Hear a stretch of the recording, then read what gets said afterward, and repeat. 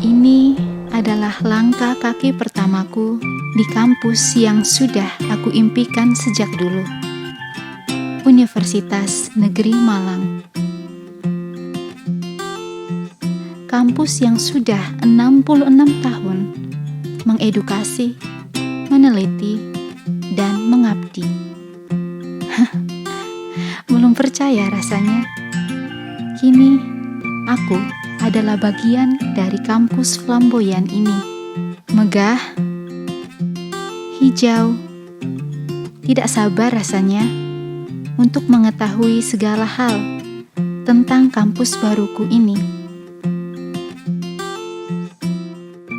The Learning University. Apa ya maksudnya The Learning University? Assalamualaikum warahmatullahi wabarakatuh. Salam Cakrawala UM di Onlimban. Selamat datang di kampus Universitas Negeri Malang. Adik-adik mahasiswa baru, meskipun tidak bisa hadir secara fisik, kami yakin adik-adik semua hadir secara psikologis, secara kejiwaan. Karena adik-adik secara resmi sudah diterima sebagai mahasiswa Universitas Negeri Malang. Nah, adik-adik semua, kita sudah lihat tayangan video, ada beberapa mahasiswa yang mencoba sudah hadir di kampus tampaknya. Tidak banyak memang. Mereka sudah mengamati kondisi kampus, gedung-gedungnya, tamannya, fasilitasnya, dan sebagainya. Tentu, sebagian kecil mahasiswa itu punya perhatian sendiri-sendiri. Ada yang perhatian di gedung, ada perhatian taman, ada perhatian di moto. Tulisan-tulisan yang tertera di berbagai sudut kampus Universitas Negeri Malang yang indah ini. Nah, satu mahasiswa yang tadi tampak mencermati sebuah tulisan yang tertera di depan kampus Universitas Negeri Malang, yaitu The Learning University. Mereka tampaknya bertanya-tanya apa itu maknanya dan kenapa menggunakan istilah itu. Nah, adik-adikku semua, terkait dengan itu semua, kami telah menghadirkan dua pakar dari Universitas Negeri Malang, khususnya dari Lembaga Pengembangan Pendidikan dan Pembelajaran Universitas Negeri Malang. Yang pertama, Bapak Dr. Iwayan Dasna, MED. Apa kabar Pak Wayan? Kabar baik Pak Dika. Sehat Pak Wayan? Sehat selalu. Tetap semangat Pak Wayan ya? Tetap semangat. Ya. Dr. Iwayan Dasna, MED ini, beliau adalah Ketua Pengembangan Pendidikan dan Pembelajaran LP3 Universitas Negeri Malang. Beliau pakar di bidangnya, beliau punya pengalaman yang luar biasa. Kemudian yang kedua, telah hadir pula Ibu Dr. Yuliati, tepatnya adalah Dr. Lia Yuliati. Apa kabar Bu Lia? Baik, alhamdulillah. Sehat Bu Lia? Sehat. Tetap semangat Bu Lia ya? Semangat. Iya. Ibu Dr. Lia Yuliati ini adalah Kepala Pusat Pengembangan Kurikulum dan Pendidikan LP3. Ini sekarang kita berhadapan dengan adik-adik mahasiswa baru. Kita akan berbicara dua hal.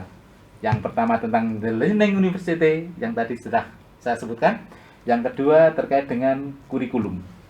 Tentu Bu Lia nanti akan mendeskripsikan kurikulum dikaitkan dengan The Learning University. Nah, yang pertama kita mulai dari Bapak Iwayan Dasna.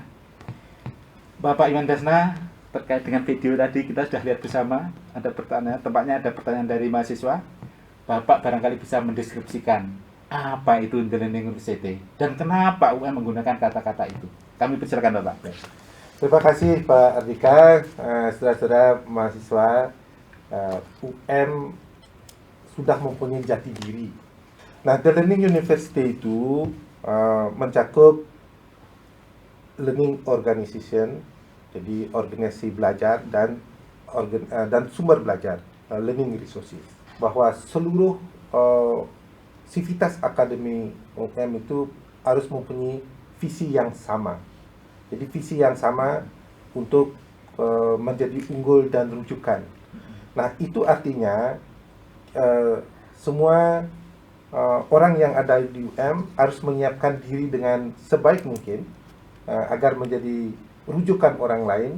Berarti harus punya karakter belajar mandiri, bekerja keras, belajar dari kesalahan yang ada, selalu merefleksi untuk perbaikan, untuk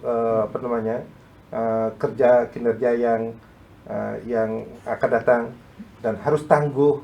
Ya. Jadi kalau sekali misalnya adik-adik mahasiswa sekali dapat nilai C, jangan langsung C saya terus itu saja cukup. Jadi tidak boleh seperti itu.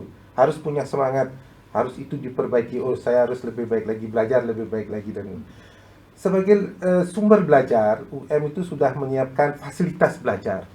Ada laboratorium, lab-lab, tempat workshop, dan semuanya. Jurnal-jurnal, perpustakaan kita itu sangat lengkap.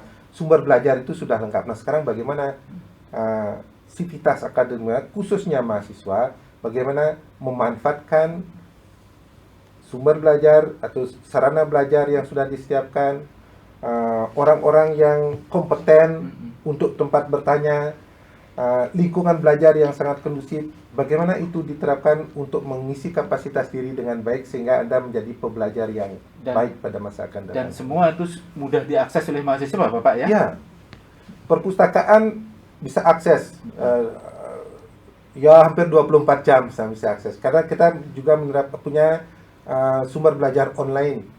Jadi perpustakaan digital kita punya, jadi itu bisa diakses. Nanti akan dijelaskan lebih dalam tentang di perpustakaan. Komunikasi yang baik, jadi antara pengajar dengan mahasiswa, interaksi yang baik dengan kemudian mahasiswa dengan mahasiswa, kita punya sistem yang baik. Nah, interaksi yang baik itu perlu dimanfaatkan untuk selalu bertanya, selalu untuk belajar, untuk memperbaiki diri sendiri. Luar biasa. Mungkin Bulia ada hal yang perlu ditambahkan, Bulia? Ya, Silakan, Bu Dia. tadi saya menambahkan saja sedikit Ya. tentang cara belajar di UM. Jadi mahasiswa kan memang harus mandiri, Pak. Jadi kemandirian itu nanti akan didukung dengan sumber belajar yang cukup banyak. Mahasiswa bisa meminjam buku dari rumah saja, tidak perlu ke kampus misalnya, apalagi di masa pandemi seperti ini kan. Jadi nanti mahasiswa tidak usah khawatir tidak bisa pinjam buku ke perpustakaan UM. Itu nanti bisa dilakukan secara jarak jauh. Ya, itu yang memang menjadi menjadi kekuatan UM supaya nanti menjadi sumber belajar bagi mahasiswa, memfasilitasi mahasiswa untuk belajar. Itu, Pak. Terima kasih, Bu Lia. Ada kata kunci. Yang pertama kata kuncinya adik-adik ya, self learning, belajar mandiri.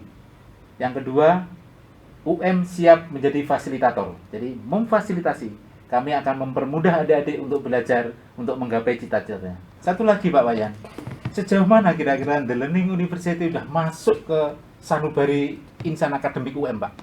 Singkat saja, Bapak. Ya, ini kita itu begini. Jadi semua orang itu harus bisa belajar dan membelajarkan orang lain sebagai sumber belajar. Nah, kita dalam berkarya, dalam mahasiswa, dosen, semua sivitas akademika itu ingin berkarya dengan sebaik mungkin sehingga apa yang kita kembangkan itu dapat dirujuk oleh orang lain, dapat digunakan sebagai sumber belajar oleh orang lain. Saya kira itu. Oke, terima kasih. Sangat jelas sekali. Nah, untuk mengaitkan dengan pemaknaan Learning University dengan implementasi kurikulum, Ibu Dr. Lia Yuliati bisa jelaskan baik dari perspektif organisasi maupun learning resources-nya. Silahkan. Terima kasih Pak Hardika. Adik-adik mahasiswa, benar sekali yang disampaikan oleh Bapak Wayan Dasna tadi tentang learning organization dan learning resources. Di learning organization, UM itu lebih mengembangkan kapabilitas mahasiswa. Jadi mahasiswa nanti bisa mengembangkan pengetahuannya, mengembangkan keterampilannya berdasarkan peminatannya. Sementara kalau di learning resources, UM menyediakan berbagai sumber belajar. Bahkan pada saat ini UM itu menjadi salah satu center learning innovation. Bukan begitu ya Pak? Ya, betul. Gitu ya. Kita menjadi disruptive learning innovation. Nah, itu. Center. Kita punya pusat learning inovasi. Ya, menjadi salah satu ciri UM yang membedakan UM dengan universitas yang lain. Nah, nanti ketika adik-adik mahasiswa ini kuliah di UM, kurikulum di UM itu punya ciri khas yang membedakan dengan universitas lain. Maka beruntunglah kalian yang sudah diterima di UM. Terima kasih Bu Lia. Ya. Bisa dijelaskan mungkin perbedaan atau keunikan atau keunggulan kurikulum di Universitas Negeri Malang kepada adik-adik masa baru kita? Iya, Silakan. baik. Kurikulum di UM itu nanti mahasiswa bisa mengambil mata kuliah di universitas. Bisa juga mengambil mata kuliah di prodinya masing-masing. Selanjutnya, mahasiswa juga dapat mengambil mata kuliah di luar prodinya, baik di dalam UM maupun di luar UM. Di dalam UM kami menyediakan sebuah pendekatan kurikulum yang namanya pendekatan transdisipliner. Sehingga nanti mahasiswa bisa belajar tidak hanya di dalam prodinya saja, tetapi juga dapat mengambil mata kuliah di luar prodinya. Contoh, misalnya ada mahasiswa yang kuliah di program studi pendidikan kimia. Nah, kemudian mahasiswa ini ingin mengembangkan peminatannya di bidang teknologi pembelajaran. Nah, nanti mahasiswa bisa mengambil dan bahkan kuliah bergabung dengan mahasiswa teknologi pembelajaran. Ya, wow. Nah, seperti itu. Luar biasa. Jadi mahasiswa yang kuliah di Universitas Negeri Malang berpotensi untuk bisa mengembangkan kemampuannya, mengembangkan kapasitasnya, mengembangkan kapabilitasnya melalui pengambilan mata kuliah di luar prodinya. Iya, Begitu benar kuliah sekali. ya. Oke. Nah, Pak Wayan, ini tentu bukan pekerjaan yang mudah. Betul, Pak. Tentu UM sudah menyiapkan begitu baik perangkatnya, baik yang terkait dengan perangkat SDM, baik yang terkait dengan perangkat non SDM-nya atau non insani, yaitu IT, sarana pembelajaran dan sebagainya. Bisa diceritakan Pak Wayan selaku ketua LP3 terkait dengan mata kuliah, terkait dengan kurikulum transdisipliner sebagaimana yang sudah disiapkan diceritakan oleh Bu Lia tadi. Ya. Terima kasih Pak Ardika, saudara-saudara mahasiswa. Kurikulum transdisiplin. Jadi ini transdisiplin artinya seseorang itu kalau Anda datang ke sini ingin belajar, Anda ingin menjadi lulusan nanti yang seperti apa. Jadi seperti apa. Misalnya saya seorang kimia, juga di samping kimia saya juga ingin bisa menulis punya pengetahuan tentang media seperti yang dijelaskan beliau tadi. Oh, berarti saya samping pendidikan kimia saya juga harus punya pengetahuan tentang teknologi pembelajaran. Nah, bagaimana itu UM menyiapkan itu? Jadi artinya peluang itu disediakan oleh universitas untuk transdisiplin. Tentunya kita sudah menggabungkan nanti pengelolaan kurikulum kita. Jadi mahasiswa akan bisa pada saatnya, itu tentunya tidak langsung, tidak begitu masuk ke UM terus langsung ngambil kuliah di kuliah lain, kan nanti pindah jurusan nanti. Nah, dia mengambil dulu sejumlah mata kuliah di jurusannya, kemudian baru mengambil pilihan. Sebagai learning organization, jadi ini kalau kita kaitkan dengan the learning university, nah kita sudah berpikir sistem. Jadi kurikulum itu juga merupakan suatu sistem. Jadi suatu sistem yang mengatur keseluruhan. Jadi keseluruhan itu. Nah, artinya mahasiswa sudah buat bagaimana mereka merancang dirinya. Jadi melalui dosen PA nanti kuliah apa yang dia akan ambil. Nah, bagaimana kita menyiapkan SDM dan itu sebagai the learning organizer kita sudah berpikir sistem. Iya. Jadi tidak parsial, ini jurusan PLS misalnya terpisah dengan jurusan lain, enggak. Jadi kita secara sistem, jadi berpikir itu secara sistem. Ya, berpikir secara sistem, berpikir secara terintegrasi. Ya. Jadi keilmuan itu terintegrasi sehingga tidak berdiri sendiri. Nah, Bapak Ibu, ada satu hal yang perlu kita jelaskan dan kita sampaikan kepada publik, khususnya kepada adik-adik mahasiswa baru kita, Pak. Tentu ini kan memerlukan atmosfer. Ya. Pengembangan, penciptaan atmosfer akademik yang bagus, Pak. Betul. Supaya yang namanya The Learning University itu juga bisa menjadi bagian dari kehidupan sivitas akademika. Betul. Ya. Sejauh mana Pak penciptaan atmosfer akademik di Universitas Negeri Malang untuk mensupport implementasi kurikulum transdisipliner dan mensupport implementasi The Learning University? Bisa Pak Wayan, bisa Bu Lia, silakan. Pak Wayan dulu atau? Begitu. Baik. Artinya kondisi atmosfer belajar kita sudah punya atmosfer akademik yang sangat kondusif. Jadi bagaimana cirinya? Satu, ada kerjasama yang baik antara dosen dengan mahasiswa. tidak saja hanya di dalam kelas, tetapi juga di dalam riset misalnya. Jadi ada mahasiswa, dosen yang punya riset akan melibatkan mahasiswa. Di samping kegiatan-kegiatan mahasiswa ada PKM, ada kegiatan-kegiatan yang lain. Nah itu semuanya itu mengarah pada penciptaan, mensupport tentang belajar. Artinya sekarang dari penyiapan dosen dengan baik, kita juga mengembangkan dosen-dosen pelopor yang menyiapkan nanti. Nah kalau semester ini Anda akan belajar secara jarak jauh, mahasiswa akan belajar secara jauh. UM sudah menyiapkan itu dosen pelopor untuk menyiapkan bagaimana dosen menyiapkan konten, bagaimana mengajar secara daring, tentunya berbeda dengan mengajar tatap muka. Tentunya juga fasilitas mensupport itu, jadi dari TIK dan sebagainya kita sudah sudah siapkan. UM sudah menyediakan itu sebagai learning resources-nya atau sebagai sumber belajar. Ya. Saya kira mungkin beliau ada tambahan beliau. Adik-adik mahasiswa, tentu adik-adik bayangkan, wah ini kuliah di UM ribet atau lebih mudah, unggul atau tidak unggul ya? Tentu adik-adik punya banyak pertanyaan, banyak pikiran tentang itu. Mulia mohon dijelaskan ya terkait dengan ini kuliah seperti ini dengan konsep kurikulum transdisipliner, kemudian dengan implementasi Learning University. Kira anak-anak kita lebih mudah atau gimana Bulia belajarnya? Silakan Bulia. Ya, saya mungkin lebih mengulang sedikit ke kurikulum dulu. Boleh ya. Bulia. Kurikulum di UM itu sebenarnya lebih mengakomodasi peminatan mahasiswa. Nanti mahasiswa yang angkatan 2020 ini dapat mengambil keseluruhannya Pak 146 SKS.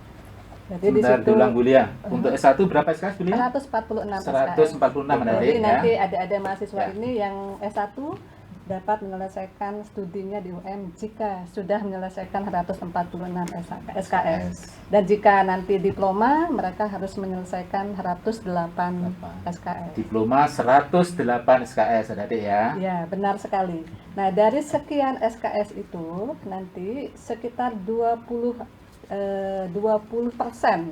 dari 146 kurang lebih 36 SKS itu mahasiswa boleh mengambil mata kuliah di luar prodinya, Bapak. Ya, jadi nanti mahasiswa seperti tadi saya contohkan, mahasiswa pendidikan kimia ingin belajar media dapat kuliah di di teknik teknologi pembelajaran. Sehingga nanti teman belajar mahasiswa itu tidak hanya pendidikan kimia, tetapi juga di prodi-prodi yang lain. Nah, itu sangat mendukung kepada program pemerintah sebenarnya, Pak. Jadi program pemerintah itu kan meminta mahasiswa itu bisa berbaur dengan mahasiswa lain. Ya, jadi itu. Kemudian nanti di pembelajarannya, Pak, UM merupakan salah satu perguruan tinggi yang pertama menerapkan pembelajaran daring sebelum sejak pandemi. Ya. Nah, kalau sekarang pandemi, mahasiswa Anda angkatan 2020 terpaksa harus belajar jarak jauh, ya kita sudah menyiapkan sistemnya. Ya, nanti mahasiswa akan mengenal yang namanya SIPEJAR, Sistem Pengelolaan Pembelajaran. Jadi nanti mahasiswa belajar dengan jarak jauh menggunakan sebuah sistem yang bisa diakses dari Siakad mahasiswa.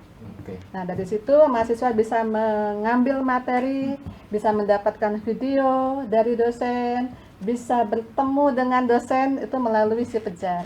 Iya. Nah, inilah keunggulan yang dimiliki oleh UM dibanding dengan perguruan tinggi yang lain, sehingga adik-adik mahasiswa beruntunglah bisa bergabung di UM, Pak. Iya, luar biasa. Jadi adik-adik mahasiswa, UM sudah menyiapkan sedemikian baik terkait dengan sistem pembelajaran, perangkat pembelajaran, dan penyiapan kapabilitas adik-adik untuk menyongsong di masa depan. Tentu adik-adik punya masa depan, punya cita-cita. UM siap mengantar adik-adik semua untuk menggapai cita-cita saudara. Nah, sebelum acara ini kami akhiri, sedikit saja dari Bapak Ketua LP3, Bapak Iwayan Dasna, untuk memberikan perspektif, bisa rangkuman, bisa penguatan, dan lain sebagainya terkait dengan agenda pembicaraan hari ini, Bapak. Kami silakan, Bapak. Terima kasih, Pak Dika. Saudara-saudara, selamat bergabung di Universitas Negeri Malang di mana Anda akan bisa tumbuh dan berkembang menjadi inovator masa depan, pelajar yang baik, sehingga Anda bisa survive untuk belajar untuk masa depan, di masa depan. Sekarang itu masanya adalah masa destruktif, apapun bisa terjadi pada yang akan datang. Nah, UM sudah menyiapkan kapabilitas itu, jadi tidak monodisiplin sekali. Kita menyiapkan kapabilitas, artinya Anda punya kompetensi utama, tapi ada kompetensi tambahan, itu adalah untuk menyiapkan bahwa Anda di masa depan menjadi orang yang bisa survive, bisa berinovasi, bisa terus berkarya pada masa yang akan datang. Saya kira itu, Pak. Baik, terima kasih luar biasa adik-adik semua. Terima kasih Pak Wayan, Bu Lia, terima kasih Sama-sama, telah meluangkan Pak. waktunya untuk hadir di sesi ini. Kita menyongsong kehadiran adik-adik mahasiswa, baik hadir secara fisik, mudah-mudahan hadir secara virtual melalui pembelajaran daring. Selamat belajar adik-adik, bangun militansi belajar, gapai cita-cita, dan selalu jaga kesehatan. Salam Cakrawala, UM UM di di Only One.